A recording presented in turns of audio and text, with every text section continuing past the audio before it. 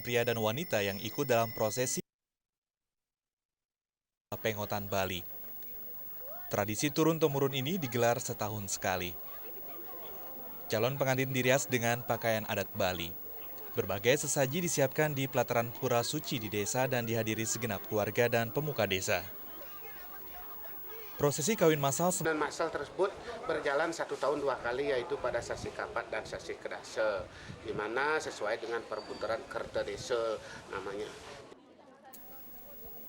Menurut pemuka desa Pengotan Iwayan Kopok, jika calon mempelai wanita dalam kondisi hamil, maka akan dikenakan sanksi berupa denda, yaitu membayar ke desa sebesar Rp45.000 per bulan selama setahun.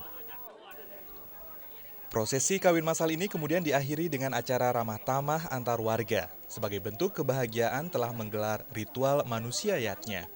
Dari Bangli, Bali, Muhammad Nasri, Metro TV. Stop.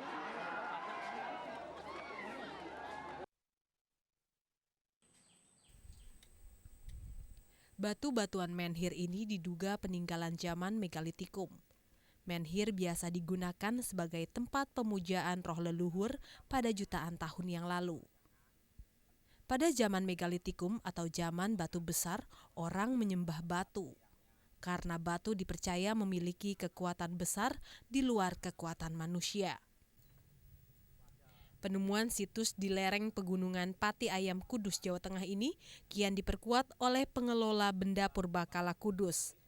Menurut Sancaka Dwi Supani dari Dinas Pariwisata dan Budaya serta Purbakala Kudus, Jawa Tengah, kumpulan batu megalitikum yang mirip menhir atau patung nenek moyang ini ditemukan tak jauh dari petak 24 hari Minggu lalu. Jumlah batu yang menyerupai menhir atau tempat duduk pertapaan ditemukan mencapai puluhan, berdiameter antara 60 cm hingga 1,5 meter. Hingga kini lokasi penemuan situs megalitikum ini masih dalam pengamanan warga pencinta purbakala Pati Ayam Kudus supaya tidak dijarah oleh tangan-tangan jahil. Untuk penelitian selanjutnya dari situs ini, karena ini baru saya kaji lewat laborat belum, jadi perlu dibawa ke laborat, sampel untuk ngecek, ya toh, benarkah ini situs megalitik. Kita akan kerjasama dengan Balai Arkeologi Yogyakarta dan Balai Pelestarian Peninggalan Purbakala Jawa Tengah yang ada di Prambanan. Temuan batu ini selanjutnya akan diperiksa dan diteliti oleh Balai Pelestarian dan Peninggalan Purbakala BP3 serta Balai Arkeologi Jawa Tengah guna mencari tahu struktur bebatuan megalitikum. Dari Kudus, Jawa Tengah, Adi Widaryanto, Metro TV. Anda kapan dari sini?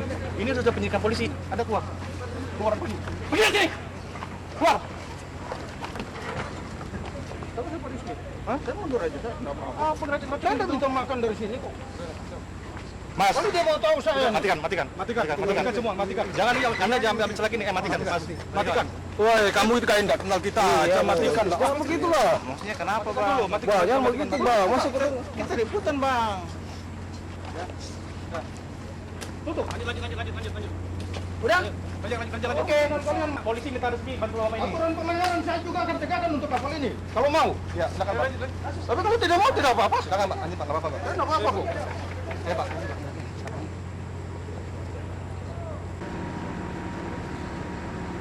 Kalau jarak, Bu, silakan tanya di departemen.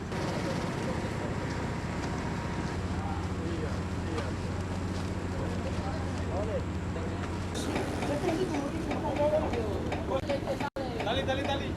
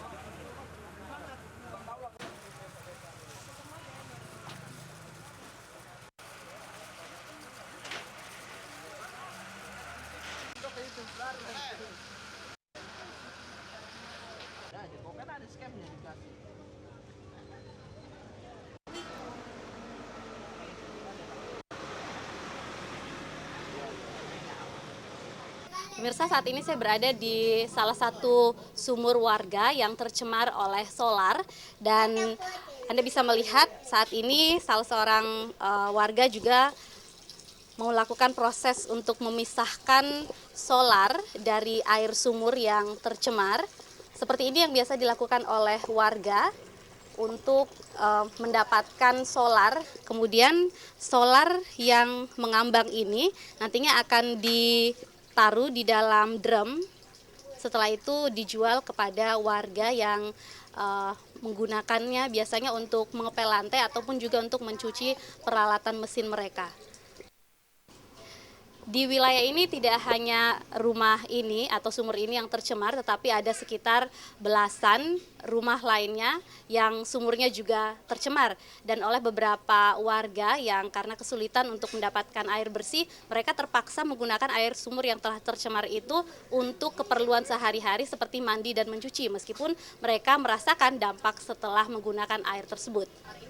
Itu Bu, kalau sudah mandi gatal tuh badannya gatal semua, anak kulit juga berubah hitam. Kita mau tuh supaya PLN tuh berusaha bagaimana caranya supaya dia dapat tuh dari mana kebocoran tuh. Dan sejauh ini pihak PLN atau PLTU belum melakukan tindakan apa-apa. Mereka hanya mensurvei rumah warga untuk memastikan bahwa sumur warga memang tercemar oleh solar. Dan sementara ini pihak PLTU Telok membantu warga dengan menyediakan air bersih yang baru dilakukan pada hari ini. Warga berharap bahwa ada tindakan atau upaya konkret yang bisa dilakukan sehingga sumur warga ini bisa normal seperti sedia kala, karena mereka sangat bergantung dengan sumur ini. Satu sumur warga biasa digunakan oleh 2-4 kepala keluarga untuk kebutuhan sehari-hari. Dari Makassar, Sulawesi Selatan, Rahel Marimbuna, Taufik Lau, Metro TV.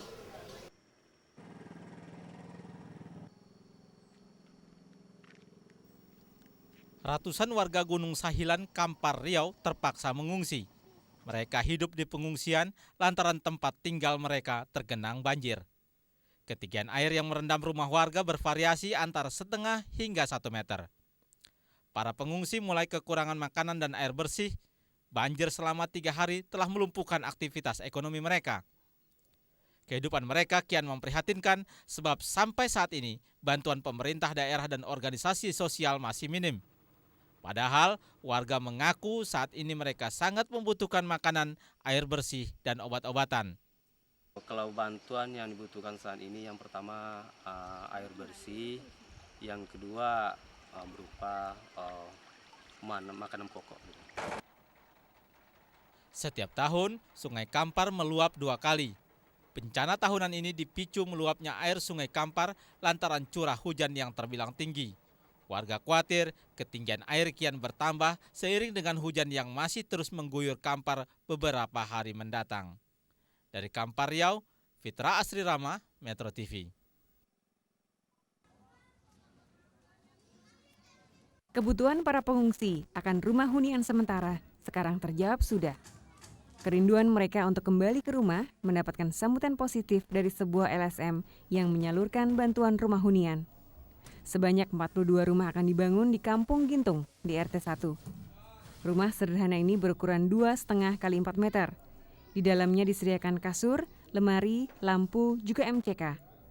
Bangunan ini nantinya lantainya akan diplester, dindingnya akan dibuat dari triplek dan atapnya dari asbes. Hingga saat ini, rumah ini masih dalam proses pengerjaan. Rencananya minggu depan rumah sudah dapat dihuni oleh para korban bencana. Tahap pertama akan dibangun 17 rumah. 25 unit rumah yang lain dibangun pada tahap kedua. Pembangunan rumah hunian sementara dilakukan setelah ada keputusan dari pemerintah bahwa diperbolehkan membangun rumah hunian di atas tanah milik warga. Alasan lain, mulai besok para pengungsi sudah harus meninggalkan posko pengungsian. Jadi mereka membutuhkan rumah hunian untuk tinggal. Karena jika tidak, mereka harus mengeluarkan uang untuk mengontrak rumah. Dari Ciputat, Banten, Laude Yohanes, Metro TV.